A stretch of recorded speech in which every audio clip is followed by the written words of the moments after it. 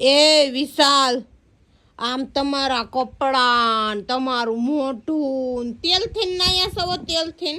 એ કામ કરતા હોય ને મોઢે પરસે હોય, તેલ ન હોય. હું વાત કહું. અને આ તમારા કપડાં કામ કરો ને તો તમને ખબર પડે કપડા કેવા થાય. કામ તો મેં તમારી હારે કર્યું છે, પણ બધાયના પરસેવા એવા ન હોય હો. મારો પરસેવો એવો હોય જો સારી વરી ગઈ. આમ જો મારા કપડામાં કઈ દાગ નથી. આપો જો સારી વરી ગઈ, વાહે સારી વરી ગઈ છે. કંધારા તો એ કામ કર્યું ભાઈ અમે, એટલે અહીં અત્યારે સ્પેશિયલ ટાઢું પાણી પીવા હું આવ્યો વાડિયા કુંડીમાંથી. ઠીક, તમે ટાઢું પાણી પીવા જો હે? તો કામ કર્યું હોય ને બધું જ હોય. તે મારે તે થોડું કઈ કર્યું હે? કેમ? મારે હાંજે ઢોસા ખાવાય જવું હે. તે શું કામ કર્યું? નખ ખતરવાનું કર્યું બે. મેં આમ જો મારા હાથમાં ગરમીના ઇન્ફેક્શન નીકળી ગયું છે બધી જગ્યાએ. આમ જો આ હું મોતી ઉપસે.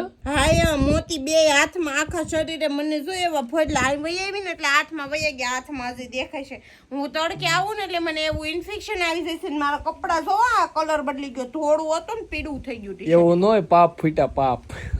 પાપ નથી ફૂટા, મેં ખેતરે કામ કર્યું ને એટલે ગરમી લાગી, મને તડકો લાગી ગયો. મિત્રો એને હાથ ઉપર બતાવી દો.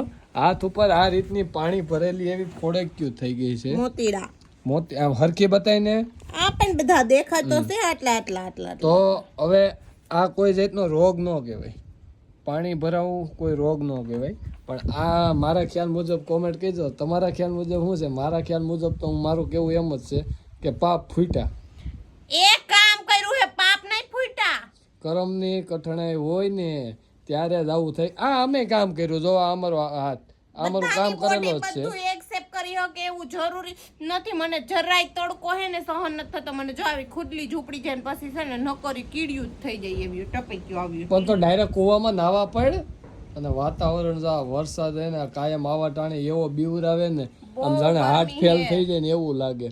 ગરમી બહુ હોય ને એટલે મને શરદી ચાલુ થઈ જાય પહેલી સિઝનમાં, અને પછી બીજી સિઝનમાં ગરમી બને એટલે મને આવી બરોડી નીકળે. વરસાદ આવશે ને એના પાણીથી હું નાઈશ. બરોડી નો કહેવાય, બરોડીમાં ઝીણી ઝીણી ફોડકી લાલ ટપકા જેવી થાય, એમાં પાણી ભરાણું એટલે પાપ અંદરથી ફૂટ્યું. પાપ નથી ફૂટ્યું, આ ગરમીની જ ફોડકી છે. ઓળાયું કહેવાય આને. ઓળાયું મિત્રો જરૂરથી કોમેન્ટ કરજો તમારા ખ્યાલ. કહેવાય આને ઓરાઈ. તમારા ખ્યાલ ગામડાની ભાષામાં આને ઓરાઈ કહેવાય. હું નાનીથી 20 વર્ષની થઈ ને ત્યાં સુધી મને આવી થાતી. પછી મને 4 વર્ષ આવી ન થઈ, કેમ કે હું એસી માં સુરતમાં રહેતી સિટીમાં, અને હવે હું પાછી ગામડે આવી એટલે મને પાછી આ ઓળાયું નીકળી.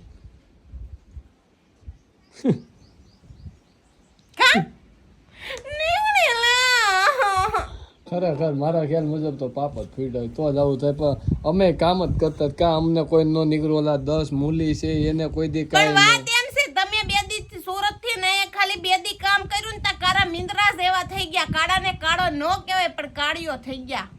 જોવો તમારું મોઢું 2 દીમાં કાળિયું બિલડી જેવું થઈ ગયું.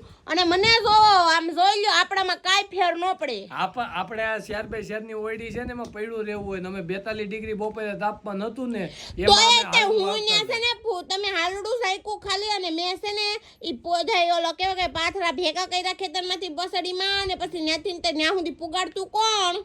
હું પોતે. પણ એમાં તમને માથે ઓલો ભારો આવી જાય તો ભેગી કરતી હોય ત્યારે તો મારા હાથ તો ખુલ્લા જ છે. મેં થોડી શર્ટ પહેર્યો છે તો મારા હાથમાં કેમ કઈ ફેર ન પડ્યો, એટલે જ મારા હાથમાં એવી ફોડલ્યું નીકળી. તમારી હાથની સ્લીવ છે ને અહીંથી ત્યાં સુધી પૂગી ગઈ હતી એટલે. અને નગરા ટેટા બેટા પડાવી નાખાશે તે. એ ભાઈ કામ કરે અને દખ હોય, બાકી કોઈને કઈ દખ હોય નહીં. અને ગળે મેલતો જોઈએ અને આ સટતો જોઈએ.